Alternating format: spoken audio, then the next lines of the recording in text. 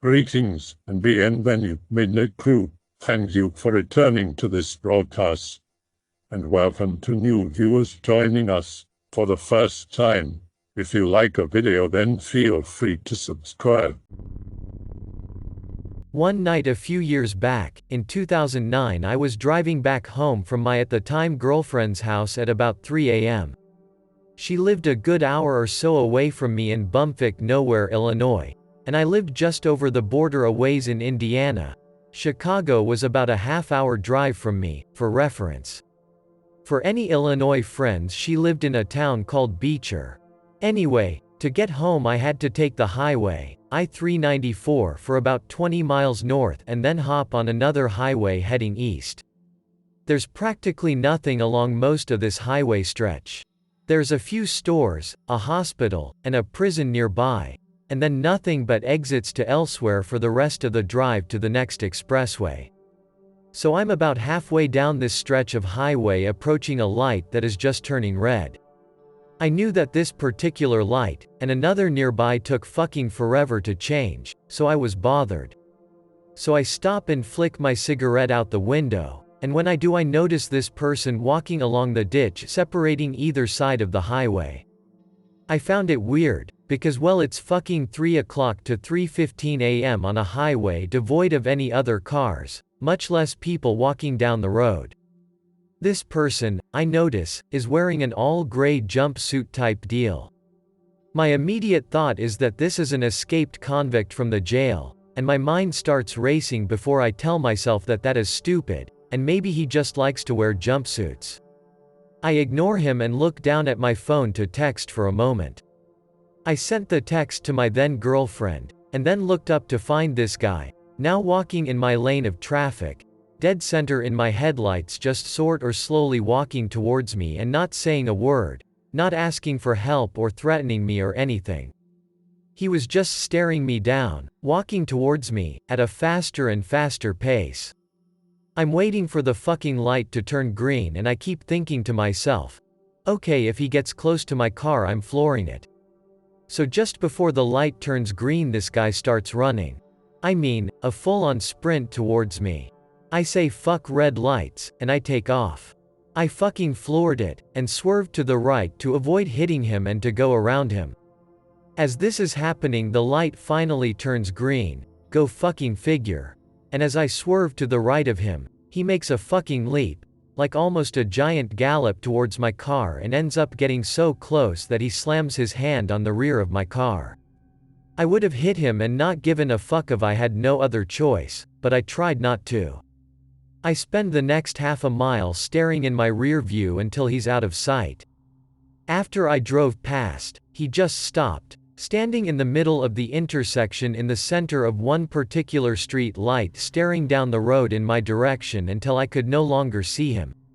When I finally got home and calmed down a bit, I went to look at where he had hit my car and found a handprint that initially I thought looked like now dried blood.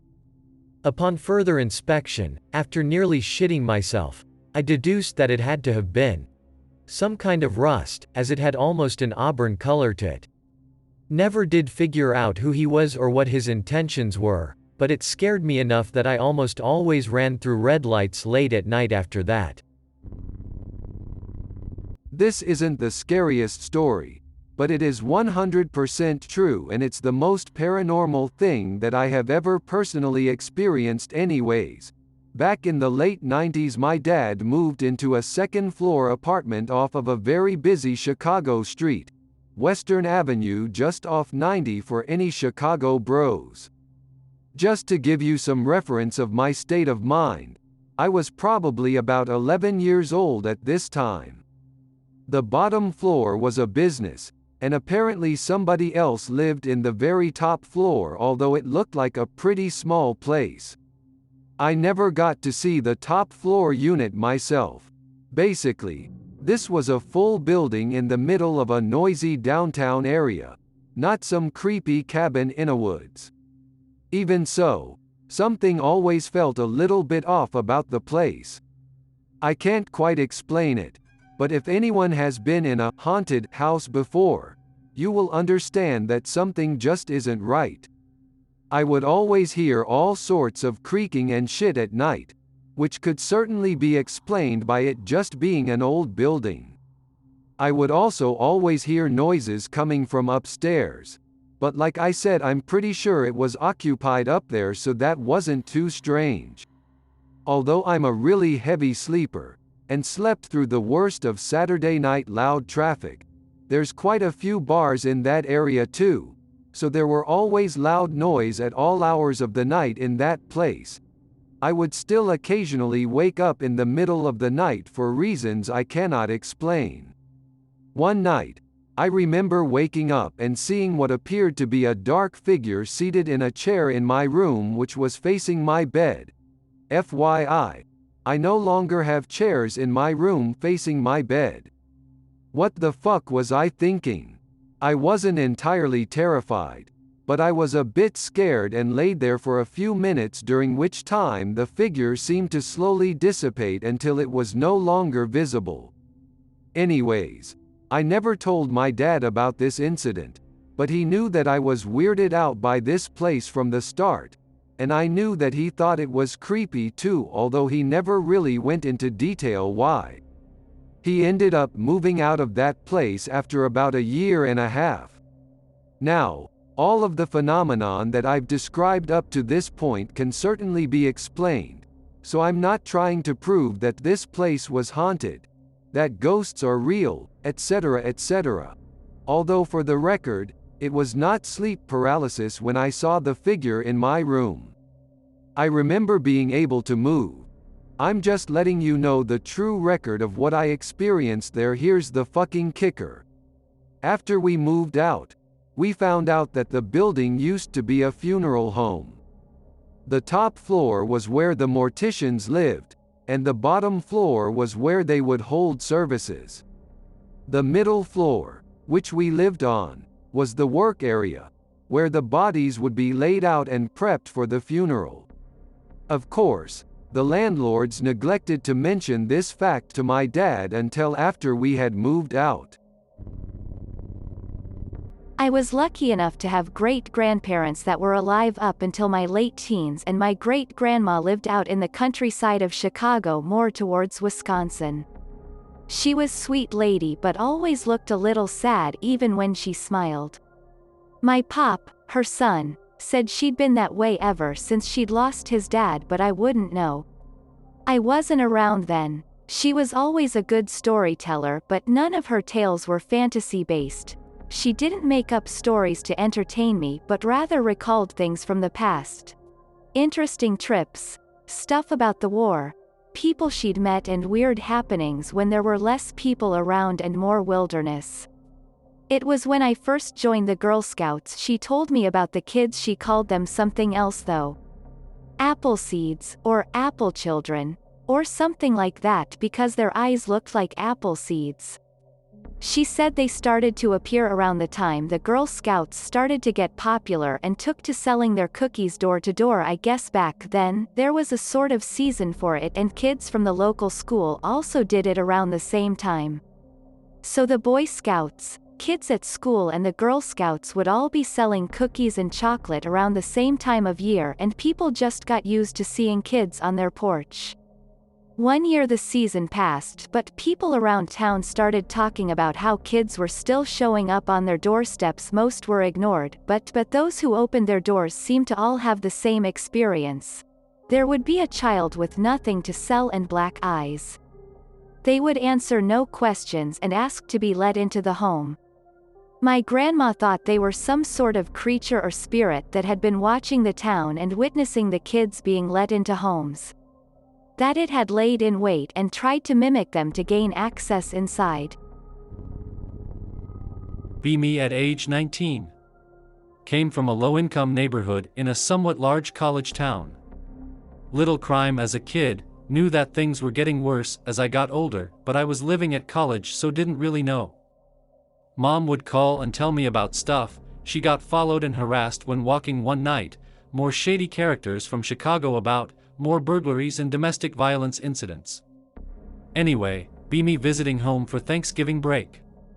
There is a park up the street notorious for shady activity at night, or at least it is by the time I'm visiting home, a few gang tags, etc. That day the cops had a community building event, mostly hung up a bunch of balloons, cops handed out hot dogs and franks on paper plates to families, etc. Feeling super safe, convinced nothing bad will happen if I visit Childhood Park. Oh boy.jpg. Later at night, around 9 p.m., but it's November so that's quite dark, decided to go for a walk in park. Tell my parents that nobody is going to do shit with a bunch of smiley face balloons hanging up all over the park.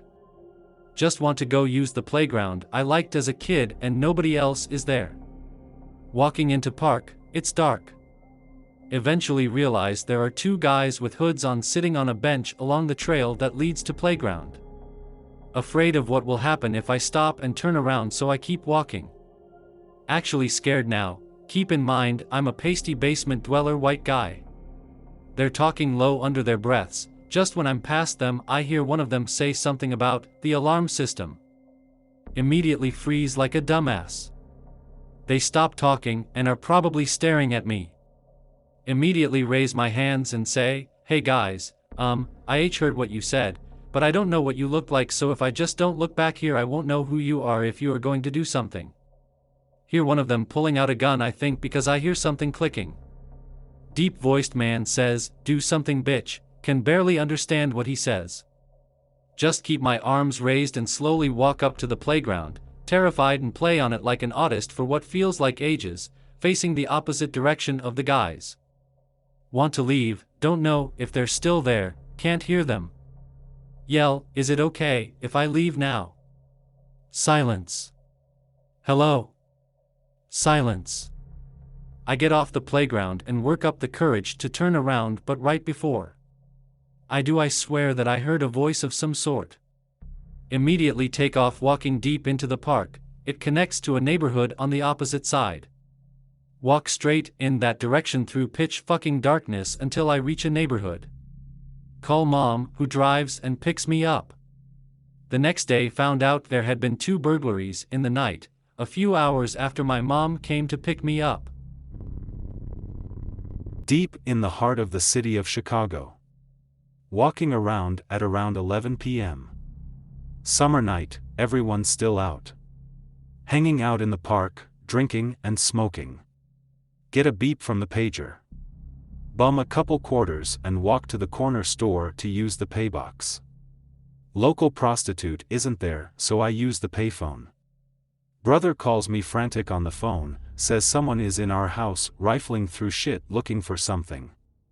Calm his ass down and say I'll book it over. Run back to the park looking for my friend who can drive me. My brother strolls down the path with his girlfriend. I run over asking what happened, how'd he leave? He hasn't been home since 7.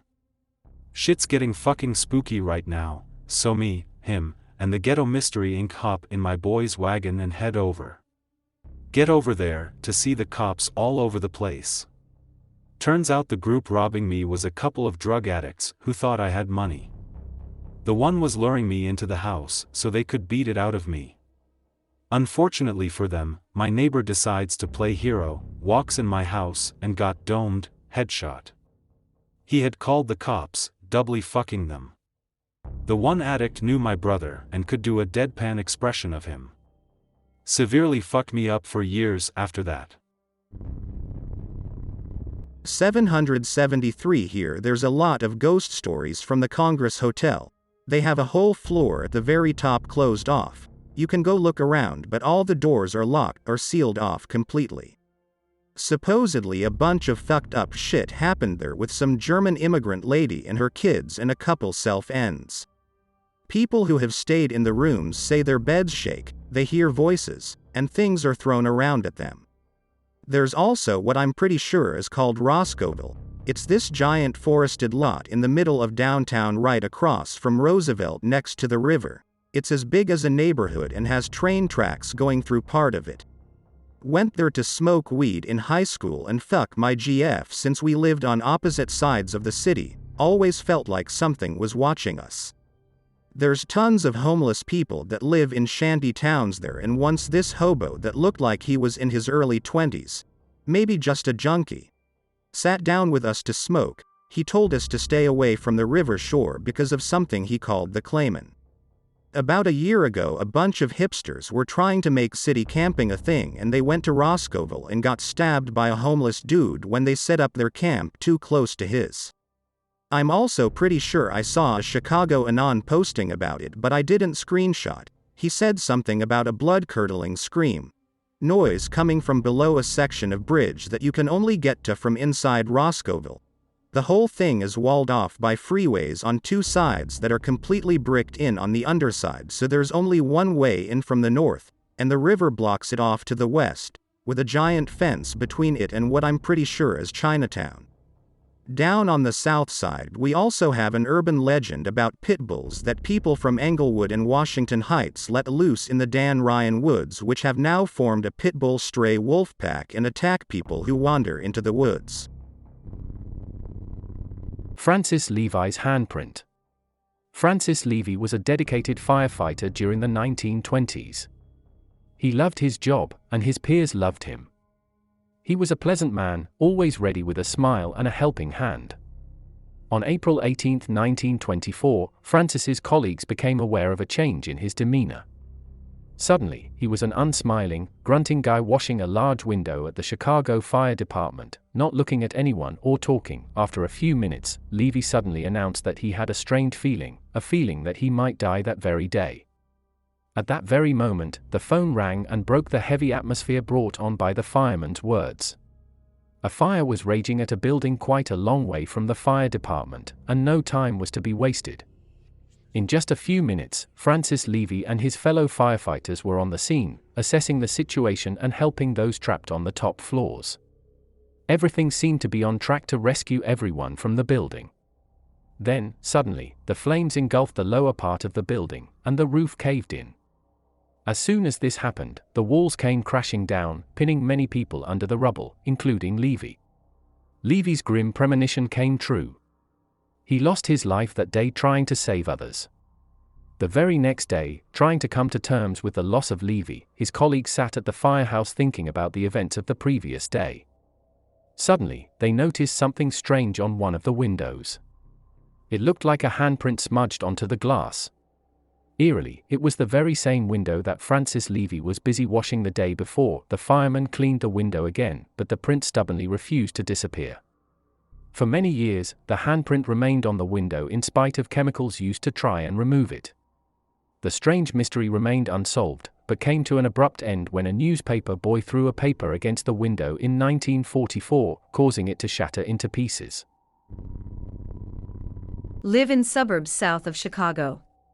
Forest with trails a few miles from my house, literally the only nature preserve around. Been there a few times in the winter, but spring had just rolled in, so I wanted to check out all the greenery. Forest is kinda split into two parts, with the middle separated by a small tall grass area. Walk across grassy area into the other side of the forest. Fucking beautiful, flowers everywhere, and a small ravine maybe 6 feet across with water flowing. Decide I want to cross the creek and explore more. Halfway through crossing, hear a very close low growling noise. Dead fucking still. No idea what direction it came from, it sounded way too close. Look around everywhere and see fucking nothing. Slowly climb out of ravine and walk casually out of that part of the forest. As soon as I reached the grassy area, I fucking bolted as fast as I could across the field and through the other half of the woods to my car. Didn't look back once. It's called Lone Manor, or just the Meadows. The Lone Manor at the end of the long, lonely driveway. Built in 1869, the original owner occupied it for just a few years. He died under uncertain circumstances. The manor passed from owner to owner, oft rented out to tenant farmers. Over the years the home gained a reputation. It was on cursed land, they'd say. It should have never been built, they'd say. Stay away from the meadows, mothers admonished their children. And they did. After the last renter moved out in 1949, it stood abandoned. Vandalized. A site that attracted local teens looking for a good time. And those with an interest in the occult. The rumors persisted over the years about the strange goings-ons at the manor. People died there. All through its history. Situated as it was near a busy railroad, and later, an expressway. Catastrophe just happened there. Around the manor.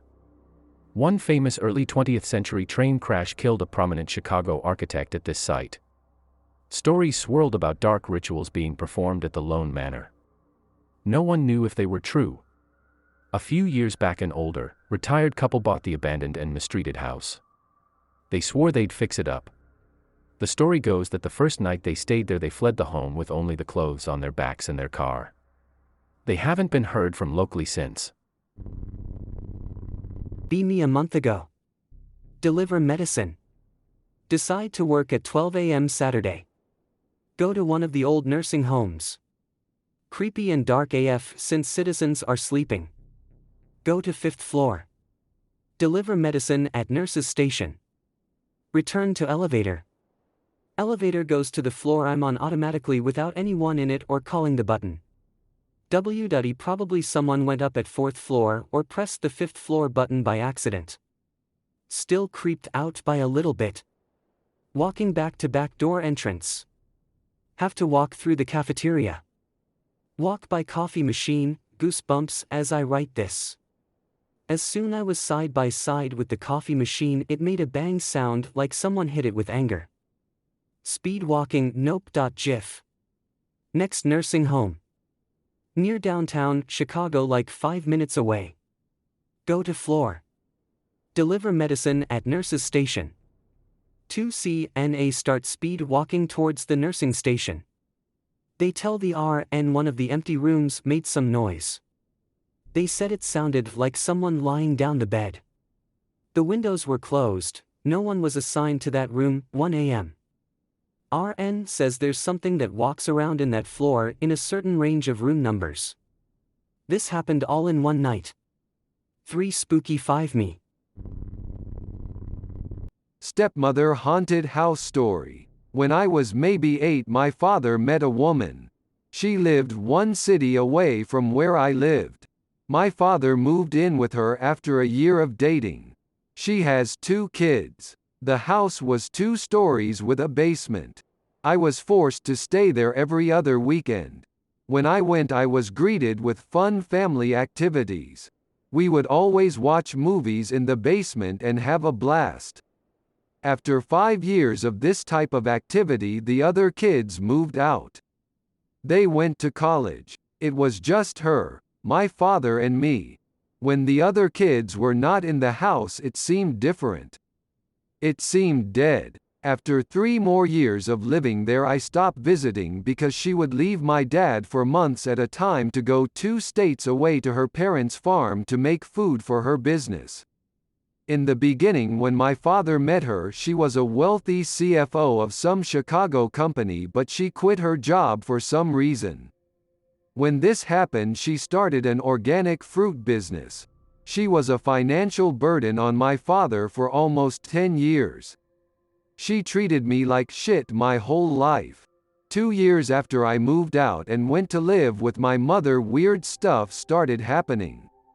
My dad would live in that house by himself for almost 8-month stretches. She would come back and they would fight non-stop. She was the ultimate bitch.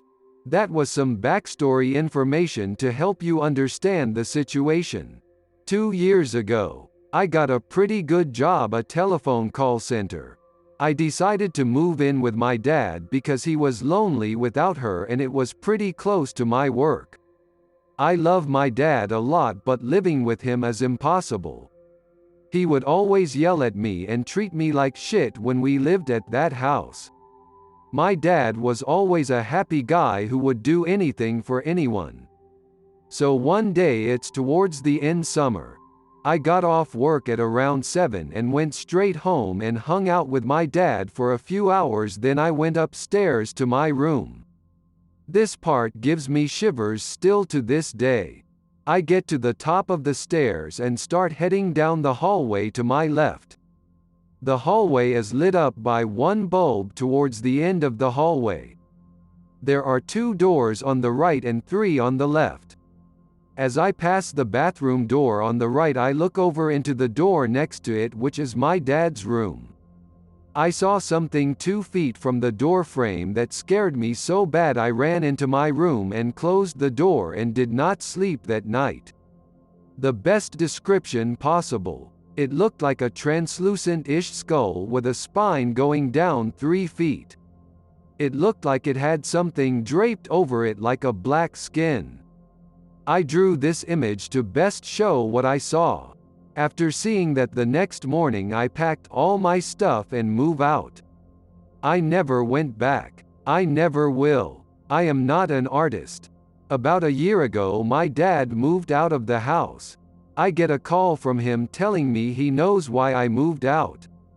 I never told him what I saw because he would have to live there with it. He says, "I know you saw something in the house the night before you moved out. You looked horrified when you left. Will you tell me what you saw?" "Dad, I don't want to tell you because you still live there." I moved out. I tell him what I saw. He tells me horrible things that happened to him in the house. He would hear footsteps upstairs. He would be depressed beyond belief. Dread coming home each night.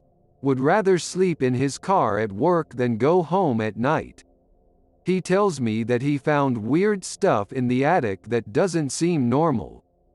Tells me that he found weird things draw on the garage floor. He tells me that when he moved out so fast he left 60% of his stuff. He broke up with her, and he had to get his stuff back. So he went back at 2 a.m. when she was out of town to get his stuff. He went inside in complete darkness to get his stuff so no one would know he was there. He said he was so scared because he could hear whispering and footsteps constantly. He grabbed a few things and left. My father never returned to the house and neither have I. Was helping my brother move to college, a state over from Chicago, Illinois. Long stretch of freeway, nothing going on. See black smoke suddenly in the distance right in front of us. It's a car fully engulfed in flames that's crashed into the grass and ran into the pillars of the overpass.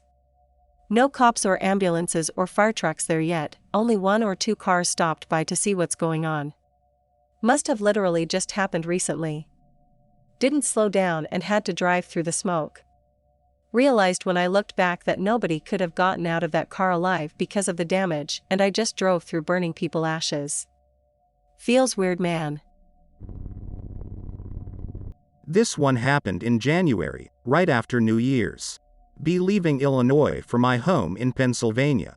Was there visiting kinfolk for the holidays.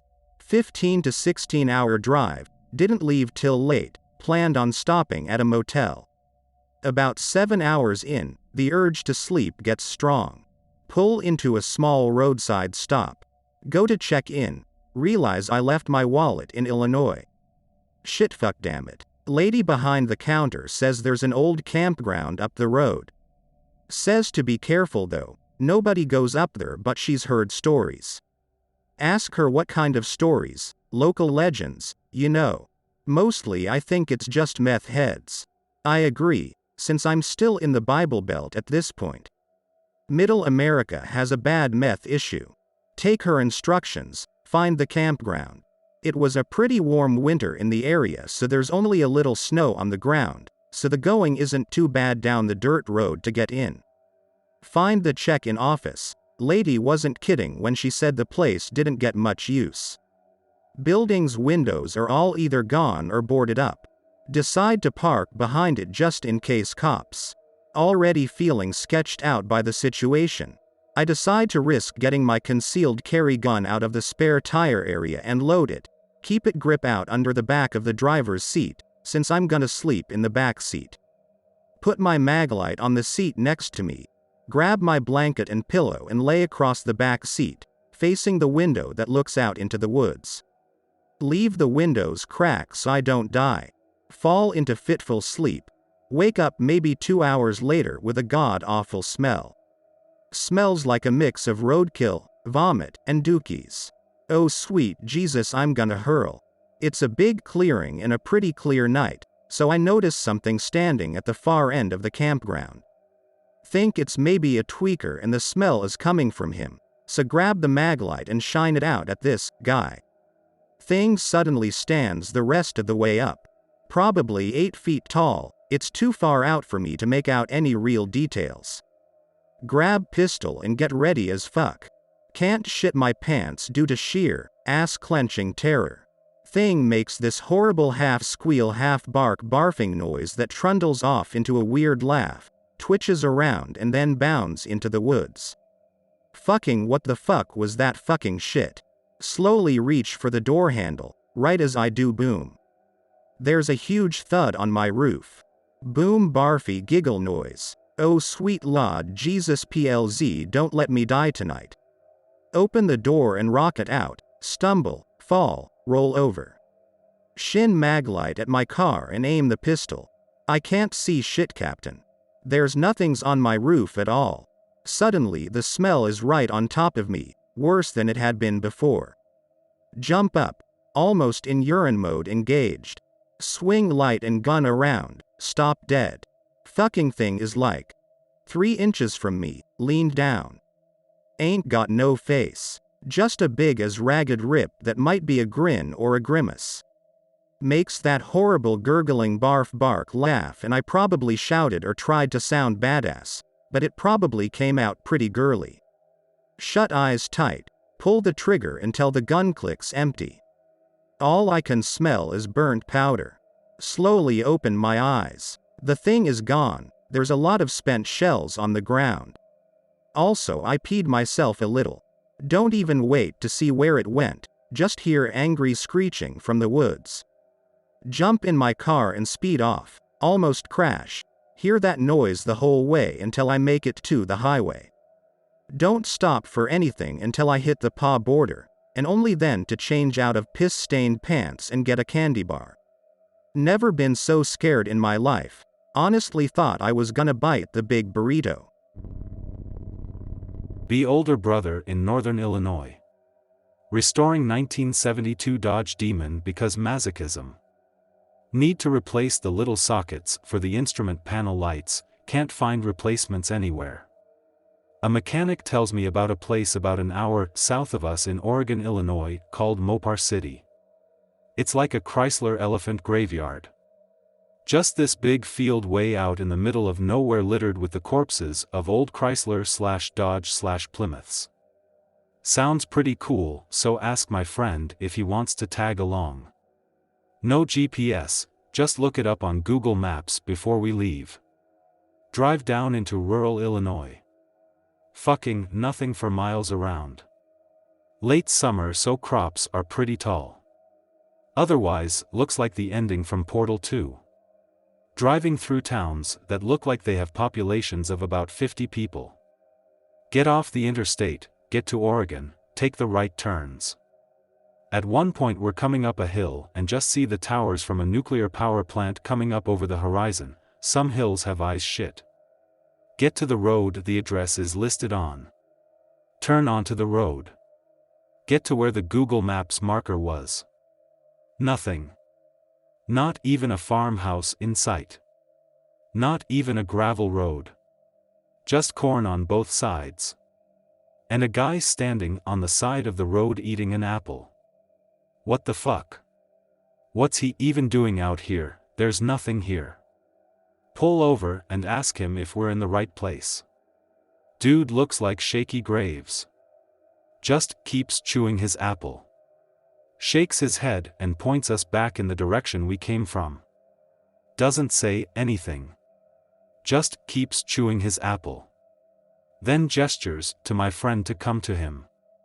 Friend gets out, I guess thinking he's gonna write something down or draw us a map or something. Hands my friend the half-eaten apple. Turns around and walks into the corn. What the fuck? Turns out the Google Maps marker was wrong, not sure if it still is, and we were about a mile west of where we should have been. To this day the only explanation we can come up with is that he was, like, waiting for a ride, and decided right then and there that he needed to go take a piss, and wanted my friend to hold his apple until he was done. I have no idea. Near my town there are quite a few renowned too spoopy places. Bachelor's Grove is about a half-hour away. I've been there once or twice and never experienced anything at all. There is supposed to be a little girl seen sitting on her desecrated grave. Not sure about anything else besides that it's nationally known to have a lot of hauntings and something always happens there. There's a pond right on the cemetery by the edge where Al Capone supposedly dumped bodies. The last thing I know about the place is that there is supposed to be a house that is somewhere near but deep in the forest. The house supposedly disappears and can't be found or tracked. Some bad shit happened there in that house and it's really haunted.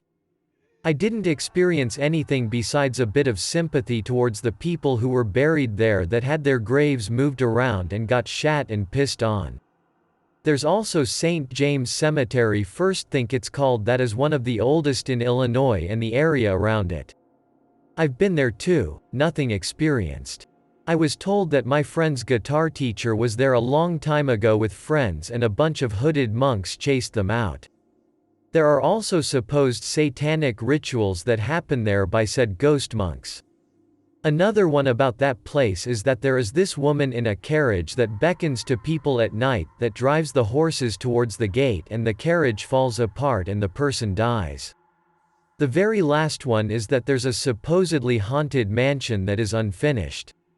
I was told that 2 of my friends went inside but got chased out by someone with a shotgun.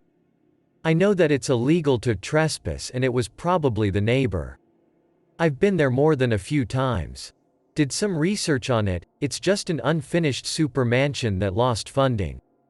It's also right next to a Zoroastrian temple. 13. Visiting grandparents in southern Illinois for summer.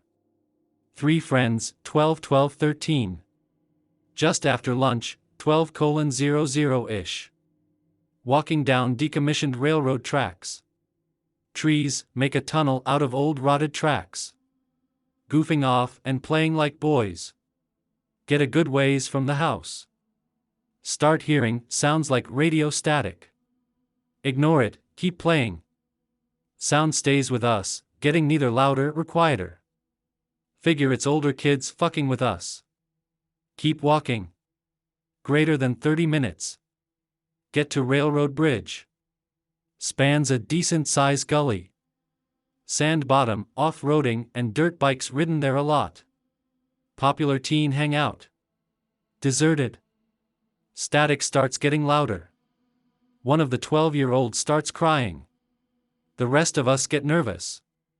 Okay guys, let's go. Following gully left leads to main road. Start walking down bank to hit main road. 2 blocks away from my grandparents' house.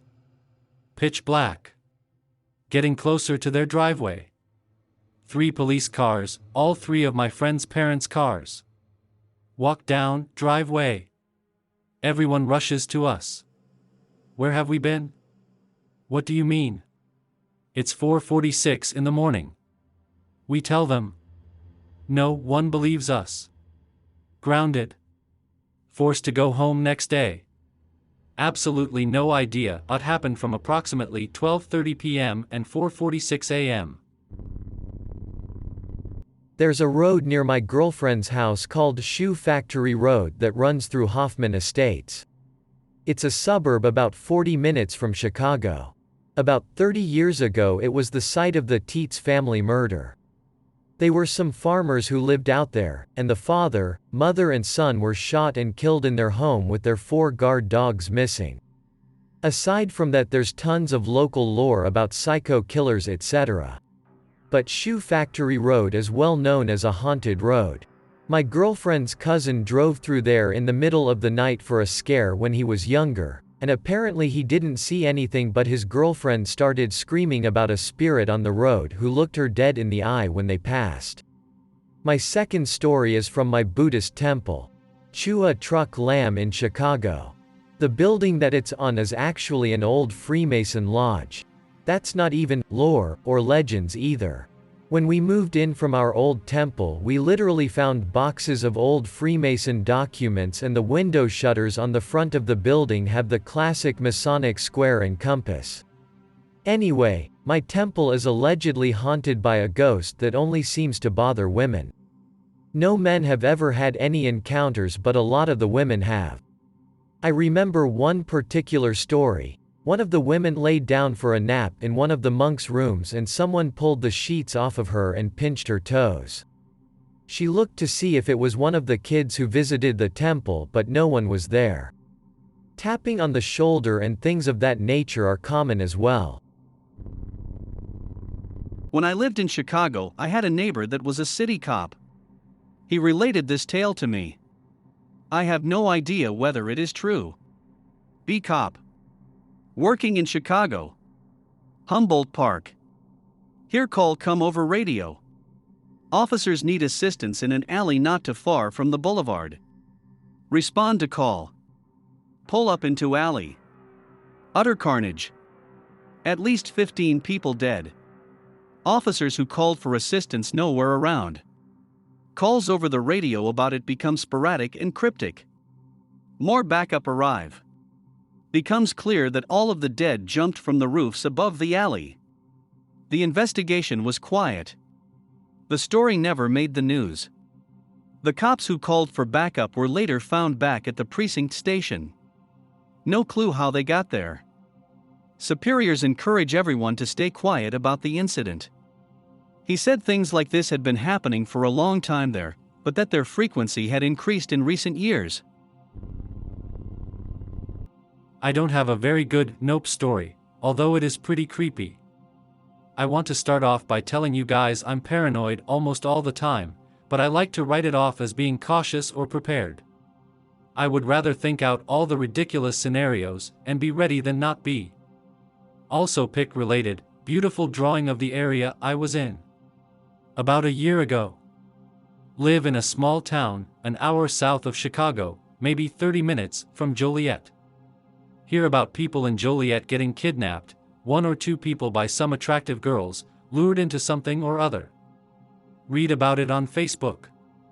Think nothing of it, it's Joliet, I don't live there, fuck it, plus Facebook. Zero credibility. Decide to walk to the gas station one night at like 2 a.m. for some Polar Pops, BP, big cheap fountain drinks. 4-way intersection, I walk out of apartment door, McDonald's across the street ahead, turn right, gas station across the street ahead. Crossing street, notice black van to my right almost in the alley behind the apartment building I came from. Almost in the road, just assume he's doing something before he pulls out into the road. Small town, see lots of Discord mod vehicles and shit because of old people and farmers, plus ATVs etc. being delivered by van. I brush it off as nothing, still cautious though, so I keep in my head that it is there. Get to BP, see a girl A, walk out. I walk in, and that girl that walked out walked in again, behind me. I get to the drink station. This other girl B, seemed to have appeared out of nowhere. Girl A starts talking to Girl B right behind me about how they haven't been to the club in a while. Wanna have fun, get drunk, etc. etc. Talking pretty loud, as if they want me to hear it. I'm right in front of you, fucking females. Still, these girls are super hot. I'm talking about short college girls, great tits, not too big, great ass. Great face, long hair. Like 8 and 9/10 both of them. My interest is piqued, but only mildly. I'm not an avid partier, especially when it's outside my normal drinking friend group of 6 or so. I start hurrying up a little bit thinking they want to get these pops quickly, and get back to whatever, mixing alcohol and shit. As I finish I start walking up to the counter and Girl B, the hottest one IMO, gives me a smile that says, I want some fuck. I half-ass a smile and force some breath out of my nose, as if to say, yeah I would definitely be interested, but in my dreams clearly. Even I know these girls are out of my league, and I've thrown my cards at a few good-looking girls. Start walking up to the counter, a third girl walks in almost in a rush and almost runs into me. Looks at me as if to say, shit sorry, I'm so stupid and so klutzy, so easy to take advantage of insert dumb girl laugh here. I say, no go ahead it's fine. Walks up to counter. Can I get 20 on pump 2? Glances outside. I glance outside to be curious, I like to see people's cars and shit, I mean what if they have a nice car and I didn't see it? Notice a man in all black hoodie with dark jeans on walking parallel to the road, across the street from the gas station, next to the apartment building I left originally. Starting to get a little suspicious, thought in my head pops in, Facebook was right lol, kidnappers. The girl that gave 20 on pump 2 is now talking with girl A and girl B, who are still at the fucking drink station. Get a little even more suspicious. At this point I'm convinced I need to be careful, but not exactly worried because why the fuck would this happen where I live, hick town with like 5k people. A fourth girl walks in and starts talking to them. I've basically brushed it off as hoodie guy just wants to keep to himself, the van is for ATVs and shit, and these girls are just some out-of-towners from a college. Seems like they are still talking loud as fuck though trying to get me to hear. Finish paying, walk out, one girl walks out right behind me as if to signal to the black hoodie guy. Now I'm suspicious again because that girl walked in, talked, and walked out. Didn't buy anything. Walk out door, walk straight ahead through pumps. As I walk out, I glance over my shoulder, 2/3 girls inside are looking at me. I still think, no way these girls want anything to do with me, they're way too good looking. As I cross the street to get to the apartment building, I notice to my left the guy with the hoodie is walking towards me. Must have walked towards the intersection, turned around, and is now coming back. McDonald's is now, on my right, BP behind me. Drunk people eating at the tables outside of McDonald's yelling and shit, normal for my town. Here, run Forrest, run. Think to myself two things. A, that guy is clearly now walking towards me, given my recent sighting of him and the shoutings. B, these guys at McDonald's is going watch me get got. Speed up my walk a little bit, pops ready to be thrown at him before I try to fight him. Out of the corner of my eye, when I turn my head a little to the left, I see him still behind me. Speed up a noticeable amount through the back alley, it's only about 15 feet of road from when the alley starts and meets with the building I go to.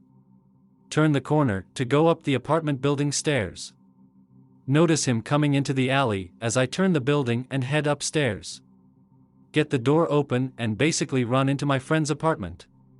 Try to explain what happened. I'm crazy. It's our town, nothing like that will happen. I swear it did. To this day, the people I told about it still don't believe me. It will jokingly get brought up when we talk about girls. Anon, but you attract such hot girls who are in college, how could etc. etc. I hope that you enjoyed tonight's broadcast.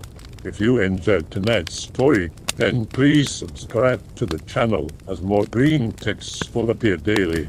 A new broadcast will appear when the clock strikes midnight Central Time.